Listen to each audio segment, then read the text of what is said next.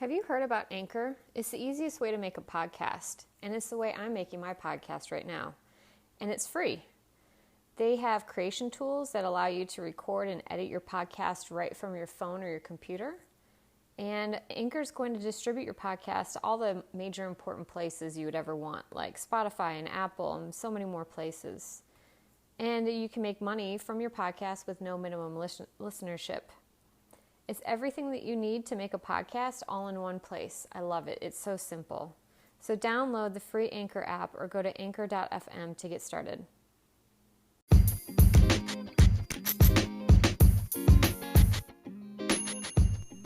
Hello, friends, and welcome to the Intuitive Psychologist Podcast. I'm Lindsay Pandya, and I am a licensed clinical psychologist who's been in the mental health field for over 15 years. I am so grateful to be part of the mental health field, especially since in this day and age, mental health is really coming online as to how important it is to not only have it, but to have the conversations and normalize what many of us all go through. We all, from time to time, and sometimes for far too long, struggle with our mental health. The one piece, though, about mental health that I feel is missing so much is the conversation around spirituality and how important it can be to be tapped into the spiritual side of you to help with your mental health. Thankfully, I feel like in this current climate, people are having a spiritual awakening at an ever-increasing rate, which can be jarring and scary and confusing, and you may even think that you're losing your mind a bit. So my intention with this podcast is to bridge the gap between spirituality and mental health, and I want to bridge the gap through normalizing not only mental illness, mental health issues, but to also normalize typical spiritual awakening symptoms, give you some guidance as to how to manage a spiritual awakening. I bring on guests to help talk about different modalities to connect you in to your spiritual nature. And I want to do all of this with the intention to help you grow and to know that you are not alone and that there's help out there for you. So please join me on this journey through my own self-discovery with mental health problems, with challenging life events, and going through my spiritual awakening and continued spiritual growth. Join me and my friends as we have these interesting and sometimes very difficult conversations, not only about mental health, but also about a spiritual journey. So welcome, friends, and enjoy.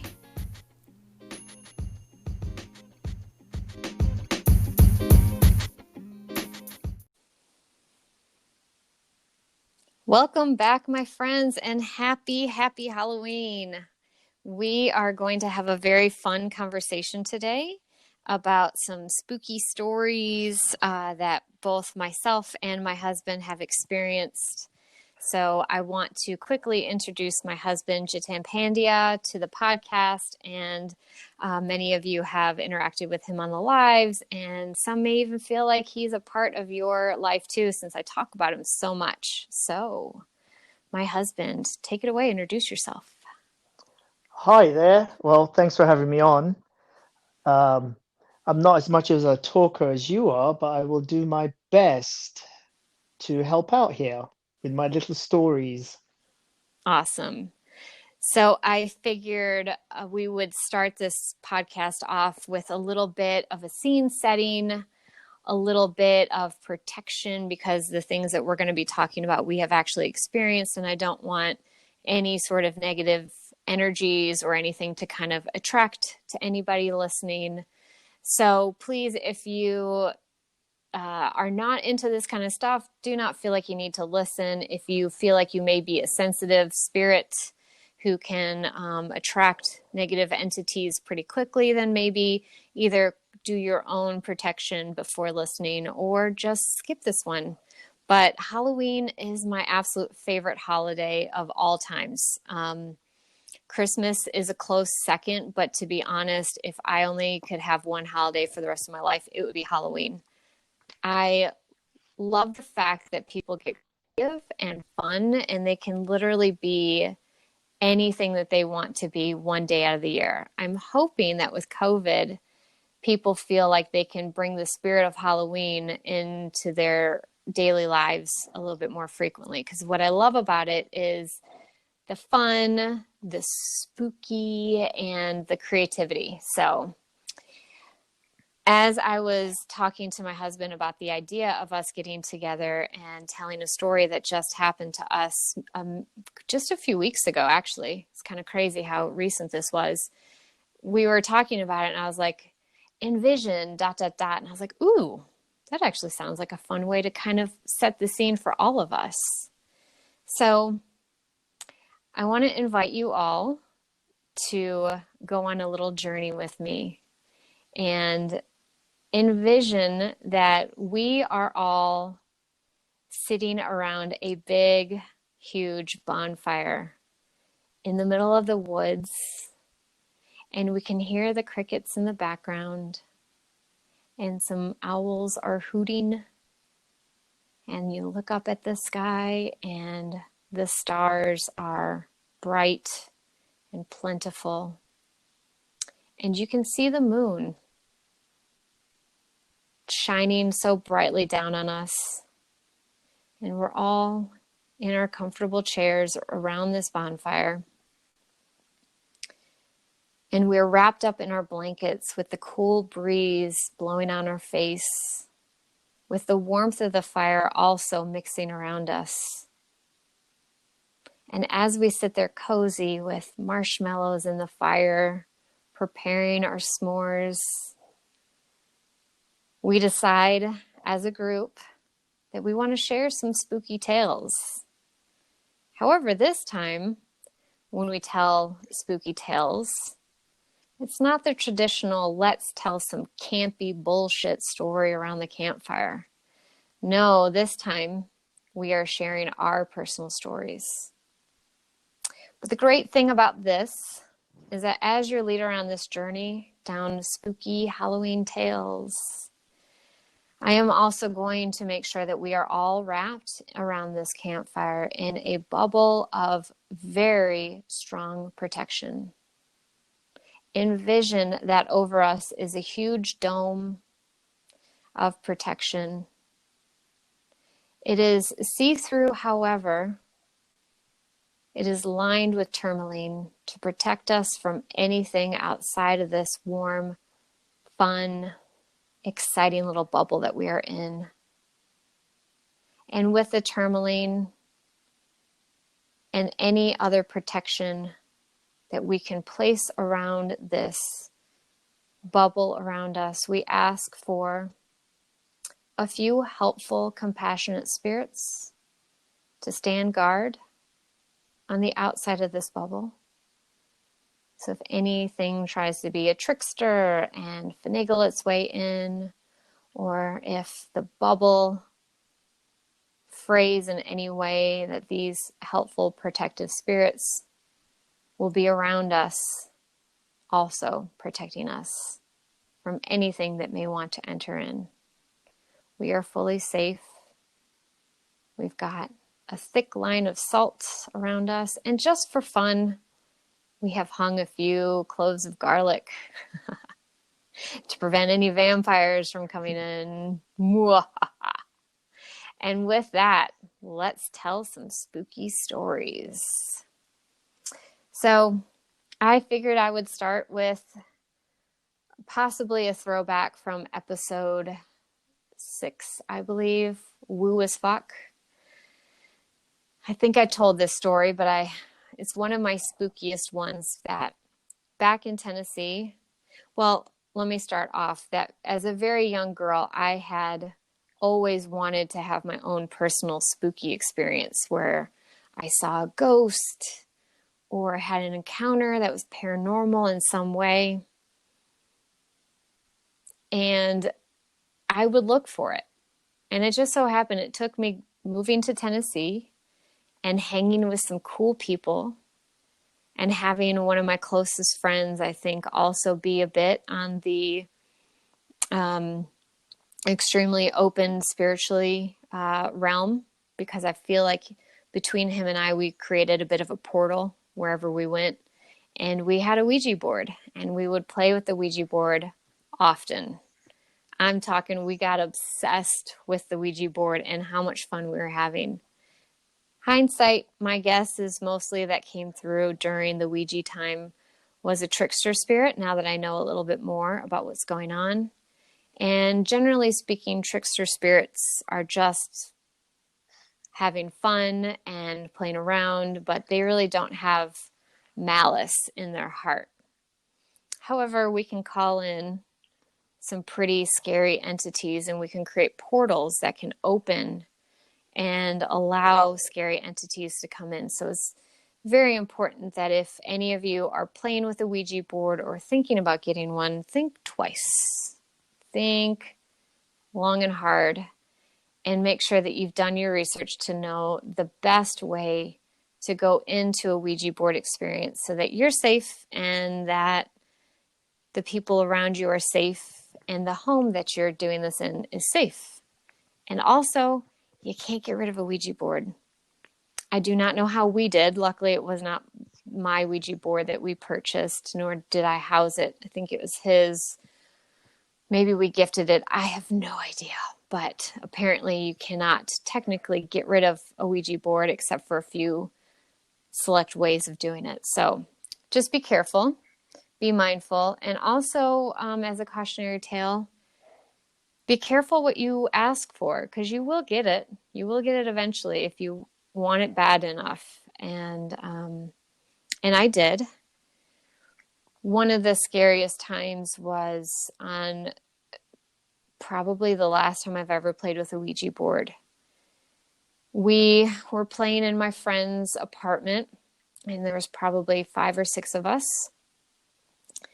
And this Ouija board and this experience we would have, the planchette would like jump up, in essence. It would like lift off from the table, and the board would slam down.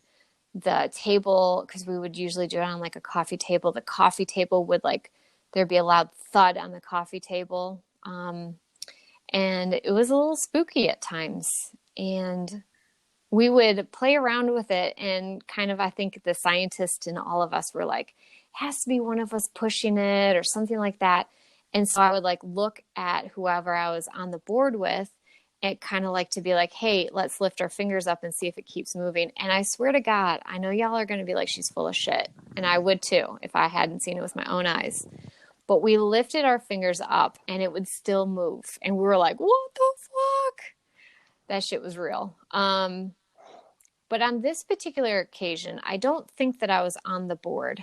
I had either stepped away, or I wasn't, my fingers were not on the planchette. I was just sitting around it. And for me, I could always feel when the energy was shifting. And when the energy was getting a little spooky or scary, I could feel the energy in my body shift and kind of give me like a nervous feeling, or like an angst, or like a real deep tension within my body. That was always my clue to know, oh, things are about to go down where we're not going to like it. It's not going to be good.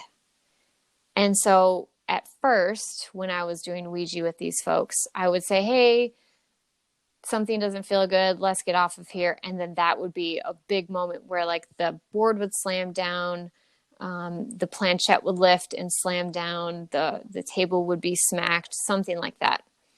This time I just simply, I was trying to like say it differently so that maybe spirit wouldn't know that I was like onto it and trying to shut shit down. And I'd be like, hey guys, let's go hang out with friends and go to the bar or whatever. And so we were about to pack it up, and it had done all that stuff. But we packed it up. I was like, let's put this thing outside. We don't want this chilling in the house when we leave. And I was genuine, like, let's go to the bar and go hang out with our friends. And so I don't know why, but like the lights were dark. There was barely any lights. And it was myself and my friend were standing in the room that we had just done the Ouija board. And my other friends had gone to the bedroom to go get changed and get ready. And we were just standing there talking. And my palm was faced up. My hand was out as if I was serving something to somebody. And I had like my red Solo cup and my phone, both on my hand. And I believe this was me. I don't think it was my friend, but it could have been, because God, this was like 15 years ago. Anyway, I was standing there and I'm pretty sure it was me. And both were on my hand, palm flat. And all of a sudden, my phone shot across the room. And I'm talking a good 20 feet. So it's not like it dropped. It was carpet, so it's not like it dropped and slid. But the phone flew across the room. And my friend and I were like, we need to get the fuck out of here. And so we like ran to the bedroom and told our friends what had just happened. And we're like, oh my God, we're scared. And then they're like, what do we do? How do we get out of here? Because now we had just buried ourselves deeper into the apartment where we were. We could have ran out the door and been out of there. But instead we ran to our friends, closed the door, and we're like, oh my God, what do we do? How do we get out of here? And they were like, well, should we just like jump out of the window? And we're second floor up. So no, we should not just jump out of the window. So we were figuring out what to do. I think we called a friend to be like, come get us. Oh my God, some scary stuff is happening. And when the friend said that they were like pulling in, we were like, okay, let's go. Let's quickly go. And so we went into a line. We went into a line like we were kids, and like quickly like walked out of the apartment. And as we were walking, about to get out of the front door, the pantry door, like a normal door to like a closet, but it was for a pantry, kept opening and slamming shut, opening and slamming shut. I want to say at least 2 or 3 times. It went boom, boom, boom. And we're like, ah, as we're like now running out of the apartment and running down the stairs to get out of the apartment. And we're like, what the fuck? Like, we had never experienced so much paranormal stuff all at once. And we're standing there and we're like, where's our friend? They said that they were here. This diesel truck drives by, and granted, this was probably 3D stuff, but we were so like on edge. Everything seemed paranormal in that moment. This truck came by us and it like revved its engine at us, and we're like, ah, it's still after us. So we get in my friend's car and we're driving, and my friend is like, why are you guys, like, whoever was sitting behind him was like, stop putting your knee in the back of my seat. And we're like, we're not, I swear to God. And like the windshield wipers are going on and off. We're like, oh my God, this is crazy. We figure as soon as we get to the bar, everything will be fine, right? Because it stays with the Ouija board, and spirits don't follow you. And for any of you that are like, girl, you should have known better, because you now know better, or you have known better, we didn't know better. The shit followed us to the bar. So we're at the bar. Everything is fine. We meet up with our friends. We don't tell our friends that this crazy experience just happened. We're just like, nobody's going to believe this crazy shit. So we're chilling. And then I think it was 4 or 5 of us were sitting at this table, and the friends that we were meeting up with had gone to the bar to go get new drinks. And when they walked away, I think we started to talk about it again, and the table literally moved from the edge, from the wall, and slammed against the wall. It only moved a few inches, but it slammed into the wall, and we're like, what the absolute fuck? Then either I got kicked, or no, I'm sorry, my friend across from me, I think this is the main guy that he and I had this really intense like spiritual connection on the Ouija board. He got kicked in the shin, and he's like, Lindsay, why did you kick me? And I'm like, I wouldn't kick you. And first off, the way these booths are, the amount of like force it would take for me to kick him that hard, because he was like really hurting, I was like, I couldn't, you would have seen me like rearing up to kick you like that. So, and he was like, yeah, you're right. And then we were like, we got to get the fuck out of here. And so we did. We like apologized to our friends. We were like, we just have to go. I'm so sorry. We took a couple of pictures because I think it was somebody's birthday. It was a last day of work or something. And I still have the pictures from that day. I remember the top I was wearing. I remember the people we were with. And I still have a picture from that day. And so we drove back to my place. And again, the windshield wipers were going off. The seats felt like there were pressure being put on the back. I think the radio was being weird, something like all these weird things were happening. And so we stepped out of the car and I'm like, okay, now we're about to enter my space. And I hadn't been taught this. This was all intuition. And I didn't know what to do. But intuitively, we stood outside the car. And even though neighbors could have heard me, I said, this spirit is not welcome into this home. And I think I said it 3 times before we all walked into the home. And after that, nothing happened. And from that moment on, I said, I'm never fucking touching a Ouija board again, because I thought, like, yeah, weird stuff had happened. And listen to that episode if you don't know what I'm talking about. But yes, weird stuff had happened prior to this inside the home, but it was all contained within, like, okay, well, we fucked with the Ouija board and it happened in the space of the Ouija board. Everything should be fine. But when it followed us outside of our physical space that we had played with the Ouija board, followed us to a bar, we were like, hail to the no. So I am done with Ouija boards. They really can bring in some pretty creepy stuff. And if you think that you have any sort of capabilities at all, I would definitely say stay away from a Ouija board, because nothing good really comes from it. The energy that came through was silly and trickster, and it wasn't like my great aunt Sylvia, who I don't have a great aunt Sylvia that I'm aware of, but nobody came through that really was like meaningful. I think maybe a friend or two had some meaningful messages, but for the most part, it was just silly and rhyming and trying to be fortune telling, but I don't think it really did. And yeah, it was fun for the most part, but it's fun until it gets a little creepy or scary. So just please be mindful of that. Now, I'd love to invite my husband to actually enter this conversation now. And do you want to start with the creepiest experience that we had, or do you want to tell the smaller story first and work up to the creepiest? I think I'd like to start with the small one first, and let's leave the best to last, because that was Perfect. pretty mind-blowing for me, the skeptic that I have been for near enough all my life until this most recent event. But yeah, I'd like to start with the first biggest thing that really happened. And do you want me to just ramble on about that? Yeah, I want to really set the tone to say that, like, you are actually one of those people that, like me, curious and wanted to experience it for yourself to truly be able to believe it. And for all of our relationship, I've told you these stories before, and I always said, be careful what you ask for, man, because Yep. you want these creepy experiences, and you wanted creepy. You didn't just want like something benign, you wanted something kind of creepy. And I said, get ready, because if it happens or when it happens, you may Yep. regret this. So yeah, Yep. let's start small. Let's start small. Okay, well, I'll start with a real simple one. Basically, but when I was like 19 years old, I was dating a girl that pretty much my whole family and friends was telling me that she's no good for me. At this point in my life, my dad had already passed away. So, he passed when I was like 15.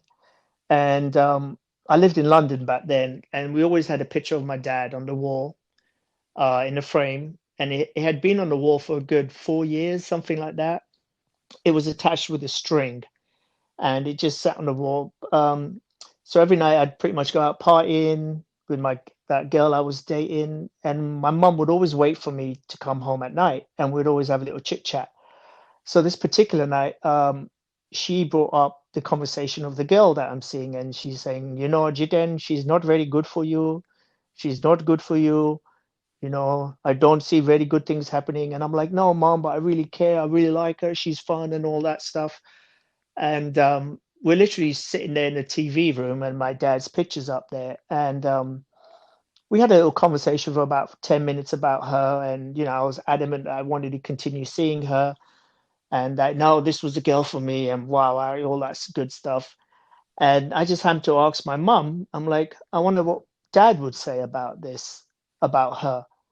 Well, before she could even answer, honest God's truth, the picture literally fell off the wall and left us speechless. Like, we just stopped talking, stared at each other, and I was like, there has to be an explanation for this. So, I go pick up the photo, the frame, and I want to see, where did it break from? Maybe the knot came undone from the sides. No, the actual string had snapped and the picture fell. So that was pretty creepy, and we literally stopped talking about it at that moment, except my mum saying, "Well, I think you got your answer from your dad there." That was definitely one of the, I think, the first like clear moments where I was like, okay, I cannot explain what the bloody hell just happened. But yeah. How long did you end up dating her after that? Oh, good question. Actually, I think it only lasted a few. I had already been seeing her for a good year for that. But it lasted about another year, and at that time it just pretty much went to shit. And it was that was that. Yeah, it didn't last long, and everyone was really happy that we split up. Even her own sisters, who I happened to get along with rather well, were very happy that we split up, because I guess she was just draining, energy draining. So, but yeah, my dad was there for sure. He wanted to say what he wanted to say, in his way. Yeah. So, And so after that, um, did you want to tell the story about your mom? oh yes. Well, recently, about 4 or 5 years ago, my mum got very, very sick, and was my mum still lived in London, and I was living in Los Angeles. I got a call from London saying, I knew my mum was going downhill, but they called me from London and told me, hey, your mum's pretty much gone now. If you want to come over, for funeral stuff, you can come over. But she's alive. She's in hospice, but she's pretty much gone. Well, I literally that day booked a flight, flew out, and I landed in London within less than 18 hours. Everyone was at the hospice with my mum, so I was scrambling to try and find a cab, trying to get to the hospice. I finally got there. My whole time I was saying, God, I just wish I could just say goodbye to her.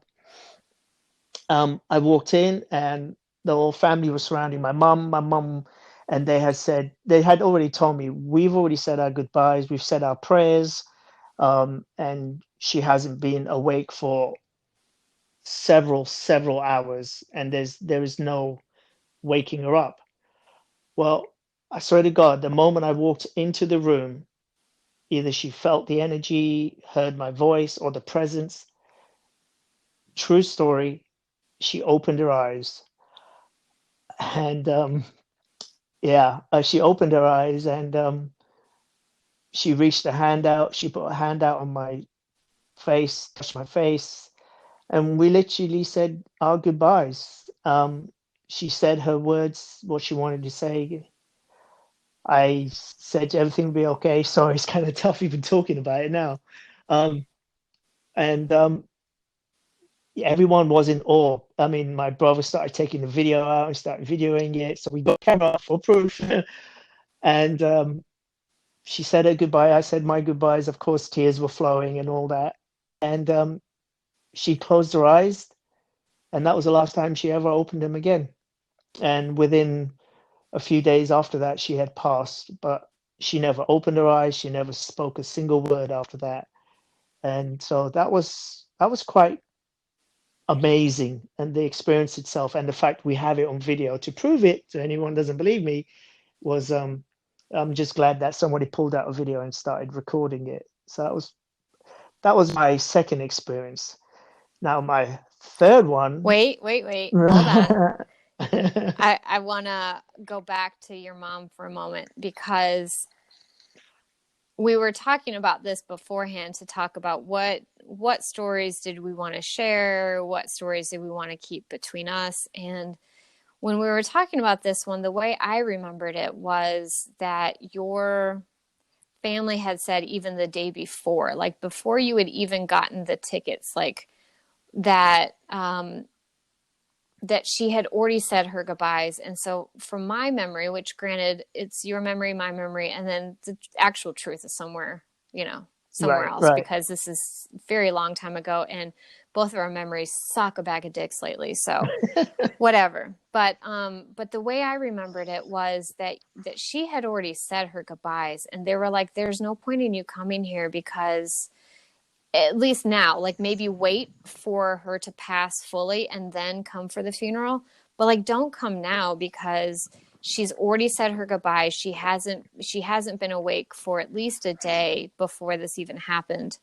And and that like they thought, oh well, there's you know, too bad he's on his Yep. way. It was kind of pointless for him to do this. She's already gone pretty much. Her body just hasn't transitioned yet. That's the way I remembered it. Not that it was hours beforehand that she had said her last words, but it was a significant amount of time where the fact that she woke up from nothing to say her goodbyes after hearing the story, I felt really like, no, she was waiting for you. Somehow she knew you were coming and she wouldn't let go until then because she knew, even though nobody had told her even that you were coming, they didn't Right. want to tell her that. So she That's right. didn't know that you were coming verbally, which to me says that there's way more out there than just our human bodies because somehow she knew you were coming to keep holding on and to not let go. And then my memory, which granted I could have been spinning an even better tale, was that like as you were walking in, she didn't even hear your voice yet, that you had just like walked in or you were like feet away, that your Right. family didn't know, and she sort of came alive as you were walking in, and they thought like you all hadn't been in contact that time because your reception was bad. It's an American in a foreign country. So, like, good Yep. luck with Wi Fi. You don't have Yep. Wi Fi most places. You were rushing, trying to get there in time before she had died. You were worried that she was going to die while you were on your way there. And I think the other piece that I don't want to skip over too quickly was you up to this point were a very skeptical person. I think you had listened to Journey of the Souls already, but like No, when it it came, was after. It was oh, it was after. after. Yes, it was after because you're the one who told me to give me comfort Mm. in regards to my mum's death because the whole experience was just so amazing. Just the way everything unfolded. That's when you introduced me to Journey of the Souls, and it gave me so much peace, and it just opened my mind to just another realm, so to speak. Yeah, but you were like Mr. Science. If it can't be Yes, proven with science, then I don't believe it, absolutely or right. I have to experience it myself. Absolutely right. Yep. Yep. So no, you're absolutely right on a few of the things you reminded about my mom. I had no phone reception. I had no contact with them saying, "Hey, I'm here. I'm trying to get there as quick." It was none of that because I had my American phone number and I had no reception when I landed in London. So it was just I just had an address. I guess my energy at that point was just extremely elevated, just like the emotions were high, and I'm like, I just want to see my mom. I just want to see my mom. I mean, the day before I'd found out, I literally dropped everything. I'd booked a flight, covered my shifts at work, saying, "Hey, I have to go to London," and so all I could think about was my mom. Um, but yeah, it's quite an amazing experience, and I'm sure quite a few people have experienced it, but just to actually, share is it's touching for me, I guess. Yeah, it was. I mean, it really shows the power of love between a mother and a son. And that connection that a mother and their child has is really deep, and I think that really shows that. And I remember what was so fucked up is like you were there only for like a day or two and then you came right back Yep. and then you got trapped. In Iceland for several days. Yep. But the striking thing about that was your shock and awe. And you were like, I know you probably don't believe me. And I'm like, yeah, I do. Yeah. Like, this isn't tough for me to like be like, yeah, I totally could see this happening. And you were just like speechless about this for so long. It was really one of those moments I think really changed your mind, or at least began I think you're right, second pivotal moment in changing your mind about this stuff. Yes, absolutely right. And just the journey of the souls was very comforting to know that my mom was still there, just in the spirit world, which I had not learned much about because, like you said, I need science. I love science. I love, I need that scientific evidence and stuff like that. So I've just been very, very skeptical about a lot of things until all this stuff started happening. But it's quite an experience, and it was very comforting just for my mind at that time when I was stuck in Iceland. Flights had been cancelled, and they put me in a hostel in this weird place in the middle of nowhere for a whole weekend, not knowing when I was coming back home. And that's when my mom had actually passed. Once I'd left, she passed. Um, but I was just very grateful for that experience, and I'm just happy that there were witnesses there because you try telling that story and people are like, yeah, yeah, okay, yeah, yeah, sure, sure, but we had at least 4 or 5 people like just standing there watching, like, wow, this just happened, and we still talk about it to this day Mm-hmm. because it was so amazing. And the other striking thing was like she held on for what a few more days, but it really took the whole family finally leaving all at once Yep, together. yep, They left. And I have heard that story, that's like that same thing happen with a lot of other people, that they said that the loved one or loved ones will not technically let go of their body until everyone has left the room, and they just do it then, which is so interesting. I'm curious if someday we'll really understand why they hold on. Do they hold on because they're there and they just want to be with the loved ones for as long as they can? Do they hold on because they don't want people to see them take their last breath? Or who knows what else could be. But yeah, that was another striking thing that your family said after you had left and you were stuck in freaking Iceland, that they all went out to go grab something to eat, and that's when she finally that's let go. yep, she died alone. Just like my dad, same thing. Everyone was beside his bedside the whole time, and everyone had come home to grab some food just for a short period of time, and that's when he passed alone. So, and I've heard numerous stories like how people do that. It's quite fascinating. Yeah, and when you say that they die alone, it's like I think we all assume in that moment like, "Oh God, that's bad. We don't want our loved ones to die alone." But if you think about it, maybe being physically alone is the way that they can say, "Okay, I'm done. I'm good. I can Yep. finally let that last thread of my soul release." Because my guess is, most of your mom had already transitioned well before that. And then she was able to somehow bring her energy back in enough to say goodbye to your family. And then yet again, when you came in, and that little thread just good. Yeah. So, So you want to tell the next story that it's like each one graduates into a little bit spookier and creepier of a situation. So do you want to set yeah. that one up? Okay. So how I shall set this one up is after my mom passed and I got introduced to Journey of the Souls, and I'm trying to get into the spiritual realm and these dimensions. And of course, I'm always been such a skeptical person my whole life but I'm open-minded at the same time. So I'm like, yeah, okay, let's try this. Let's try this. So, and I've gotten really much into this spiritual realm of different dimensions and all that. So the last year or how long has it been? About 8 months or something like that. I've dived in deep meditating and What? Wait, did you just wait, say 8 months? how long has it been? I'm trying. My time frame says like 3 months. Oh, okay. All right. Well, all right. Oh, All right. can wait. Can we just pause for a second? I just want to make note. No, no, it's so funny. I truly believe that time doesn't exist. You know what I mean? So in my world, it feels like 3 months. In your world, it feels like eight. But 8 months would be like at the beginning of COVID, like February. Oh no, no. It was what was it like June or something, in it? Yeah, May, that's what I'm June or saying. something. Like 3 or 4 months, you have progressed like, wow. Your awakening process is like an Right. explosion. Like you're just like, yep, this is me. I just now remembered. Shit, here we go. Yeah. Okay. All right. Well, whatever. So you could be right. So I really dived in deep and, going into these higher realms or dimensions, or however you want to call it. Well, you're doing Um, the Monroe Institute.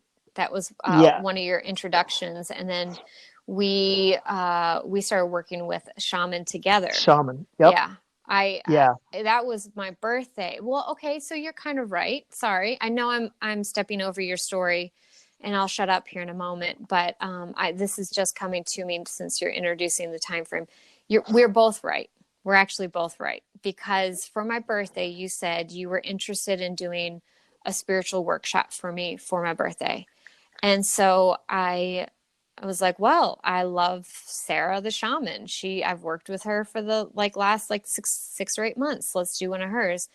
COVID hit, so then we had to push back, and she did a private session, you and me, that was kind of in the same realm of the workshop. So I want to say around April or so, we probably had our session with Sarah, and I think that's when the spark was ignited, and then I think June, July was when the wick finally hit the bomb and it exploded, and you were like, "Yes, this is awesome!" And then Yes. you got into the Monroe Institute, and we did some journey workshops together to learn how to, become shamans ourselves. And so I think that was like the explosion was about 3 or 4 months ago. So I retract and say we are both correct. Our time frames are both kind of on and off. So sorry, I will shut up now. Sure. No, no, it's fine. So every time I journeyed, so to speak, or, went into the higher dimensional realm, I'm like, all right, show me something. I mean, like, my intention was like, okay, I feel something. I know there's something out there, but prove it to me. Give me something. Like, come on, bring it on. Literally. I was like, come on, bring it on. I'm ready. I'm good. Let's do this. Give me some sign. I want some. I just don't want in my mind thing. I need some like real, true experience of something, but just show me something. And as you said, be careful what you ask for. So, I would journey several times a week, and my intentions were very well and good intended. But, at the same time, I'm like, if you're out there, show me something, give me something. Well, I guess they did, because should I continue with this story? Oh yeah, go for it. Sorry, I'll stop interrupting now. No, no, interrupt so you can remind me of certain things I might have forgotten. So a couple of weeks ago, I went to sleep, and I always have my mind thing like, all right, bring it on, show me something if you want, and I fall asleep. Um, oh, let me just step back a bit here. When I was back in school, I used to get bullied by this one particular person. I'm not going to mention his name because we don't want to do that. And he would bully me physically, mentally, and it was quite traumatizing. He bullied me for quite a while, and it stayed in my mind a lot. So recently, I reached out to some friends in London saying, "Hey, what happened to this guy? I'm just curious," because I actually wanted to find peace with him. I wanted to find like, "Hey, it's all good," you know. So I was told that he had actually committed rape afterwards and was serving time in prison. And I was like, oh, okay. Well, does anyone know? What's up with him? And so someone said, yeah, I think he died. I think he's gone. I was like, oh, okay. Well, so much for that, because I just wanted to find closure with that for myself. So that's the background story. So a couple of weeks ago, I fell asleep. I was off that night. So Lindsay was in the same bed as me.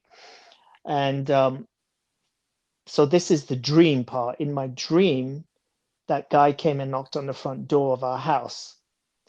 I went downstairs. I opened the door. He said, I have nowhere to go. Can I come in? So I was like, oh, it's funny that you're here because, I've been asking about you and thinking about you. So I said, yeah, come on in because I want to find closure and peace with that traumatizing event I had gone through when I was a kid. So I let him inside the house in my dream. And while he's in the house, he goes, okay, um, I'm hungry. Could you give me some food? So I made him some food and gave him some food. And then he goes, I have nowhere to sleep. Can I sleep in your bed? In my mind, obviously it's a dream. So I'm like, yes, sure. I know this sounds weird, but he slept in our bed between Lindsay and me. And it's a dream. Okay. So, but in the dream, he got up off the bed, he got on top of me and was pushing me down on my shoulders, specifically on my right shoulder. He was pushing down really hard. So, of course, in my dream, I start fighting him back because I got no fear this time towards him. I'm older, stronger. So I thought I could fight him. But I actually woke up in that moment where he was on top of me and pushing my shoulder down. And when I woke up, I could feel intense pressure on my right deltoid, right on my shoulder, and I could feel it. And when I woke up, I had a high pitched tone on my right ear, like just a super high pitched tone. And I'm just sitting there like in fear, laying there in fear, thinking, wait, this is not a dream anymore. I am awake. I am literally awake, and I can hear that tone, high pitched tone, and that huge pressure on my shoulder. Lindsay was asleep at this whole time, but she likes to bring Nova to bed, which is our little dog. That's what you want to call it. Our little overgrown rat. So she sleeps with us. Well, at that moment, she woke up. And so with her walking around, she was really kind of just, pacing on the bed, I guess, which woke you up, correct, Yeah. Lindsay? Yeah. And I told you what had just happened, correct? And go ahead. Yeah. Yeah. She's usually doesn't move around a lot. And I've noticed in the last couple of months that our dog Nova is very sensitive. So she picks up on things very easily, even if I'm just meditating. And maybe in my meditation, I go and talk to my spirit team or something like that.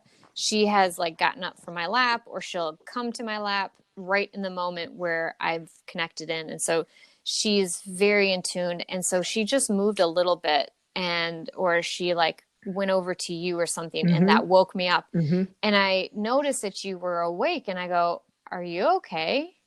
Right? Because you and I have a very tight psychic bond where I could literally walk down, like I did this the other day. I walked downstairs, Yep. I said hi to you, and I go, oh, what's wrong? And you're like, God damn it, stop reading my mind. And I'm like, sorry.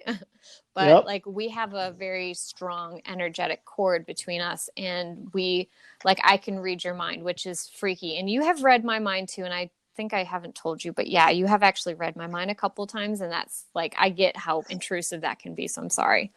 But yeah, so I was like, I noticed that you were up. I was like, oh, you're up. And then I go, oh, are you okay? Right? Because something about Right. you told me like you were not okay. You were paralyzed in fear. And then Yes, I that's when you was. told me what was going on. Right, exactly. And so jump in or correct me if I'm wrong, but we both got out of bed and I immediately started getting these massive chills. Like I literally showed you my hair was standing on end. I was just covered with chills. And I'm like, he's here. And remember, we are awake now. This is no longer a dream. Right. I'm awake and I'm saying, he's here. Help. Yeah. So then Right? that's when I went into like my intuitive, like, I don't know what the fuck I'm doing, but I'm just going to flow with it, and hopefully spirit will work through me. So I grabbed my sage and I saged you. I saged our room. I saged our bathroom that's attached to our bedroom just in case he had gotten in there.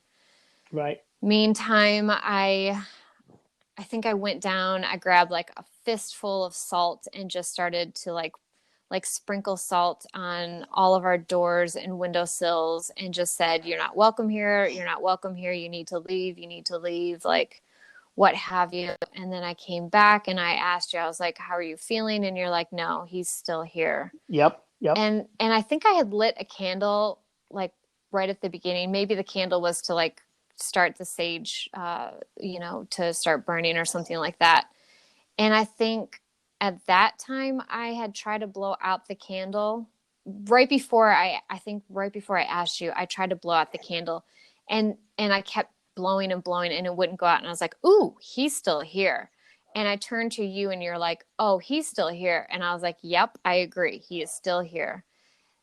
Yep. Then that was when I think you showed me more of your chills. You're like on my right side or something like that. I think that's where he was still Yes. at. Like there was Yep. a very distinct side of you that was feeling the chills and you're like, "I feel him right here in my body." And so I was like, "All right, cool.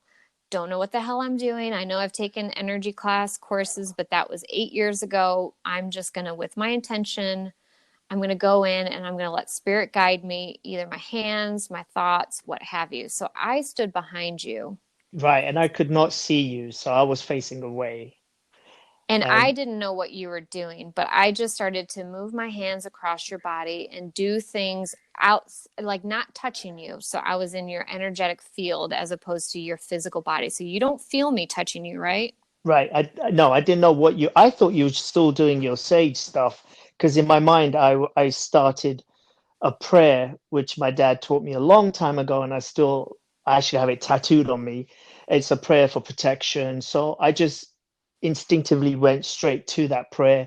So my pretty much my eyes were kind of closed, and in my mind, I'm just saying that prayer over and over again.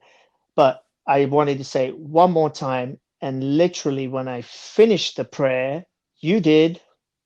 So I felt like I was done, but that I needed to all of a sudden very quickly like grab, I guess, him and like yank him from you. And it just so happened to be right at the exact same time, but neither one of us knew what the other was doing. And you were like, "Whoa." I had just finished my prayer and I'm like, "Cool." And I've got him like in my, like cupped in my hands. And I'm like, "All right, cool. I need to go to the fire." So I like walked to the candle and I like with my intention, like threw him at the flame and then blew it out. And I knew if I blow it out in this moment and the flame goes out, I will know that he's gone. And so I did that and it went right out and I was like, "Okay, he's gone." And you were like, "Okay, I feel better." That was real creepy, right? Yep, Am I yep. missing anything? No, the chills stopped right there and then. There were no more chills. And like I said, I physically showed you my chills because in initially my whole body was my hairs on my legs and my arms were just like whooshing straight out.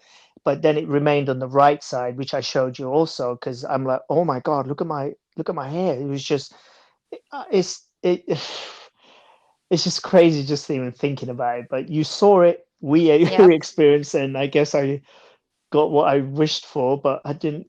I thought it'd be a more pleasant experience than something like that. But of course, I know now I should not have invited him in. I know Nope. that, but Never invite a spirit in. yeah, I know. But I was trying to find closure and to just send him off with love, I guess, like saying, "Hey, it's all good."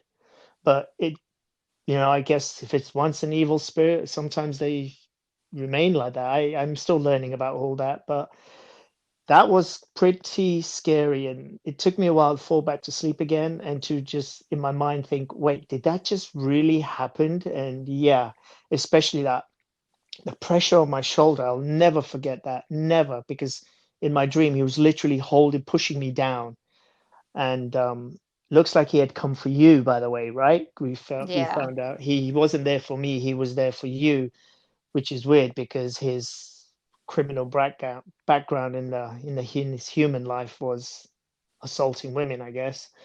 But Yep. yeah, live and learn, I guess, and be careful what you ask for, as you said.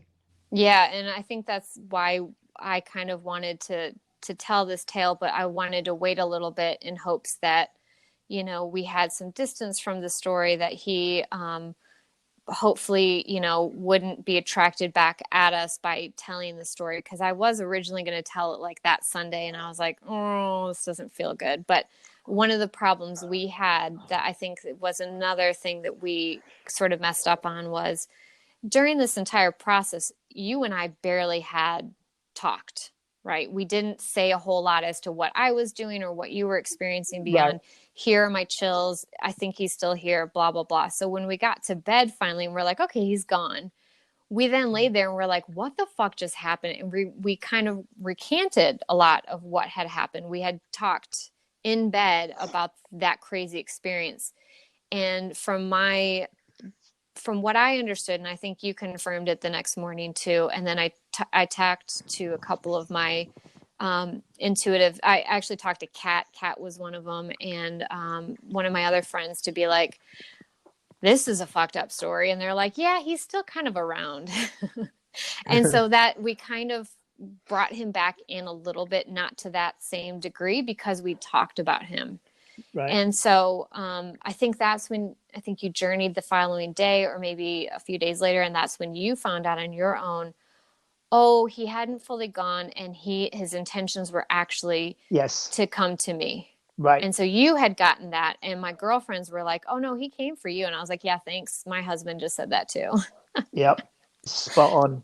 Spot on. And I really couldn't speak much at that time because I Right. was, I guess in a way I was kind of in shock or disbelief, like, wait, did this just happen?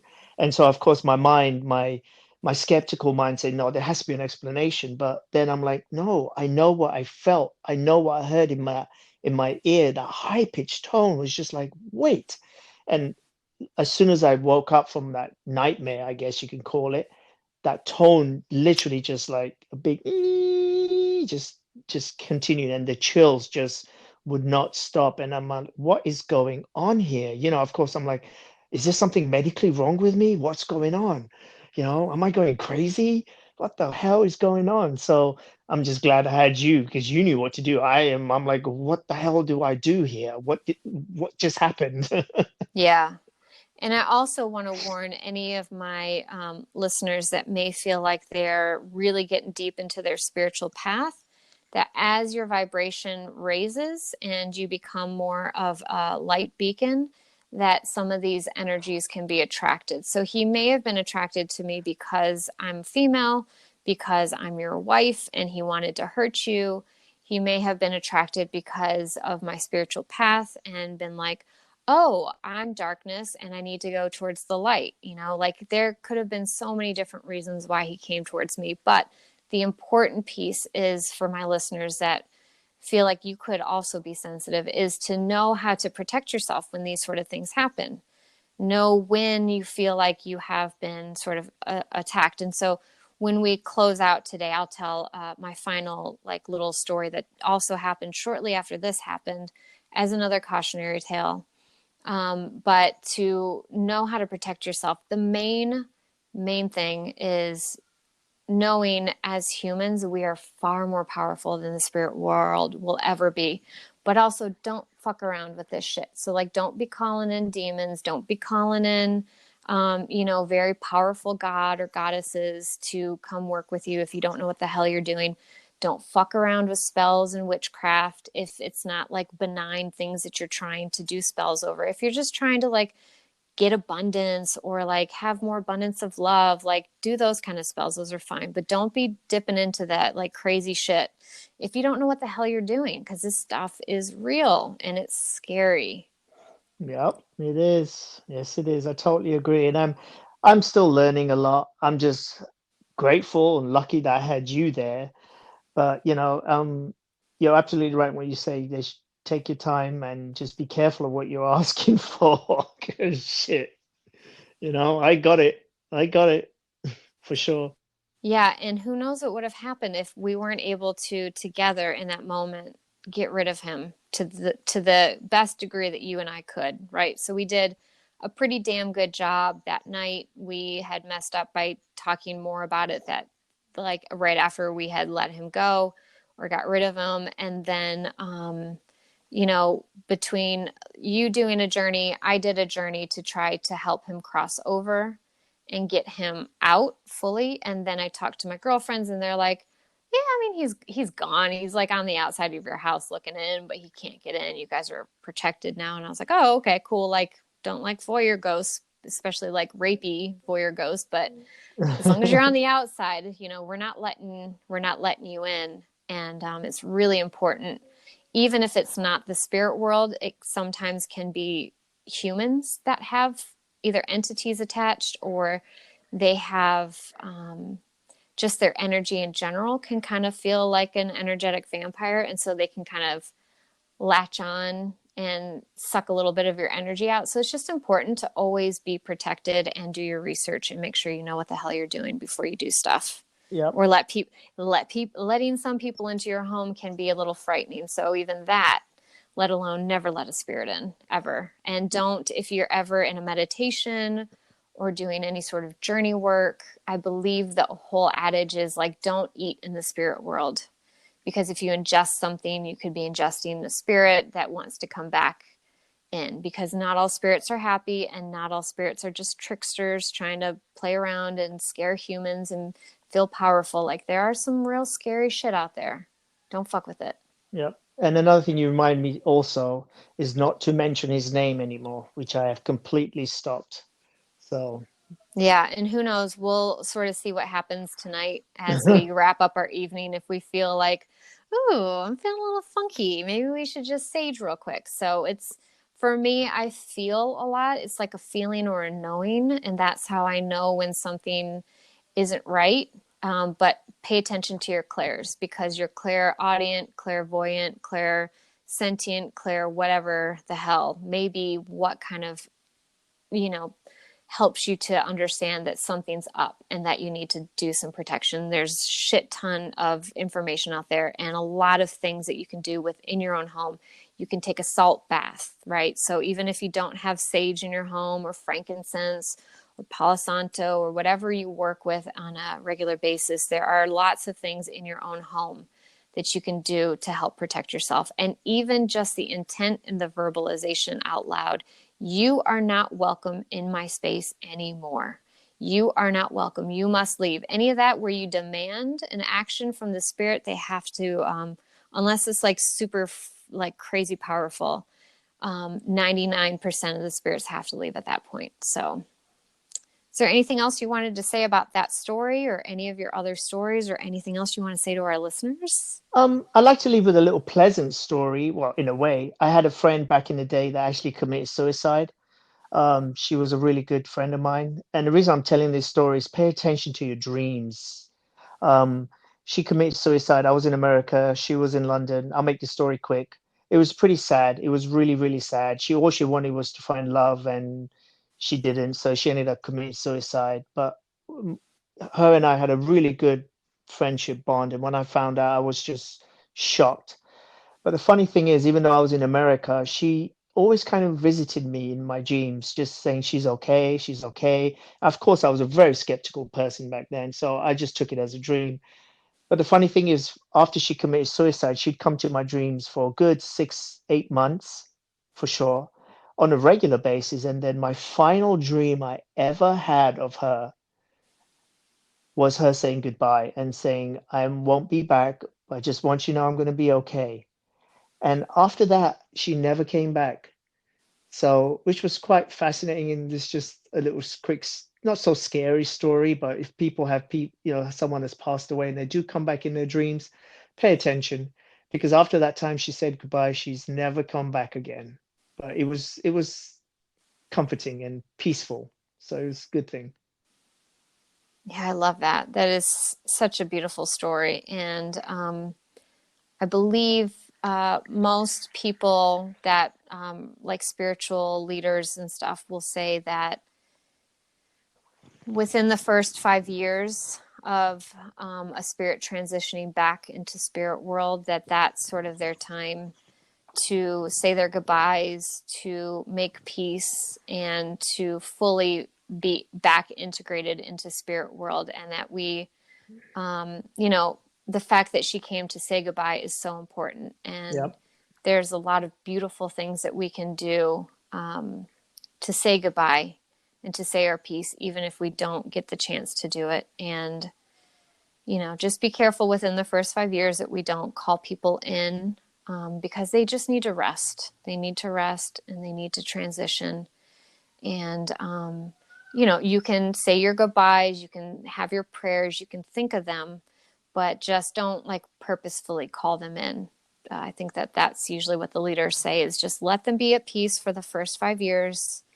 And then, you know, maybe you can then do some ancestor work or have them be part of your team to help you, you know, with your everyday life because they have so much knowledge, love, and support. The ones that are healthy ancestors that have compassion and are here to help can really be such an asset to us, sometimes as much, if not more, once they've crossed over. But we need to allow them to rest. And the ones that haven't rested, like the guy that we had mentioned, you know, it's new. Yeah. If he did cross over this year, then it's still new, and he hasn't crossed, and that's why he had visited us. And so who knows who else he's going to try to visit.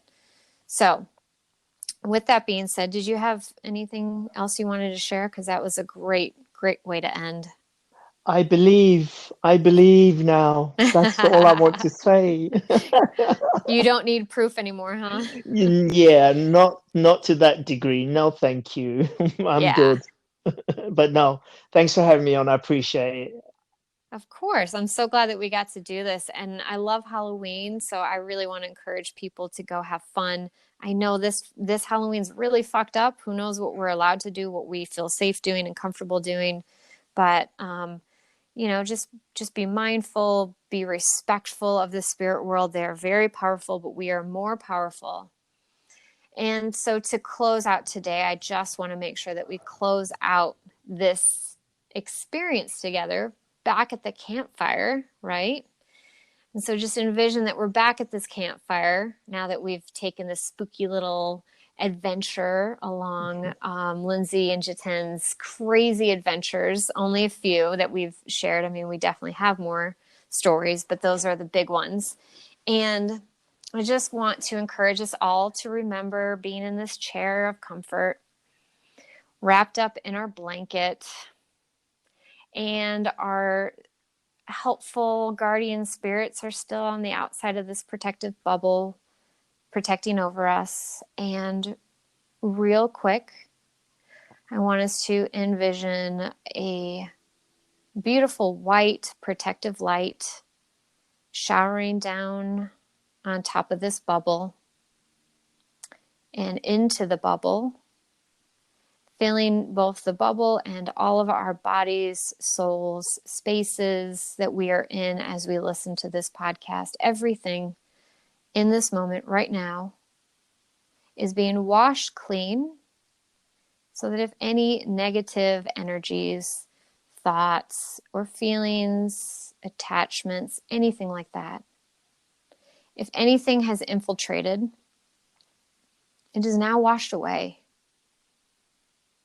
It is washed into Mother Earth, where Mother Earth can recycle these energies and take care of them and love them and protect them and help them to go to where they need to be, which is not with us, not in us, not around us. And so this warm, beautiful white light has splashed and filled us all with love and protection that we will carry throughout the day. We will say thank you to the helpful guardians that protected us.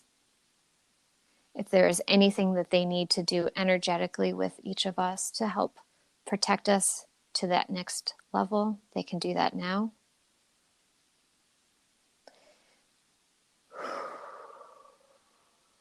Beautiful. And let's look around this campfire and say thank you to all of us that showed up to have this fun adventure together, giving each other a nod and a wink, on this spiritual journey. And collectively, let's all take a deep breath in through our nose. And when we exhale through our mouth, envision we are all collectively blowing this fire out to end this session together. So deep breath in through the nose, out through the mouth. And so it is, beautiful friends. Happy Halloween. Take care. And thank you so much to my husband for coming on. Cheers, love. It was fun. Take care, everybody. Happy Halloween. Be safe. Bye. Bye. Bye.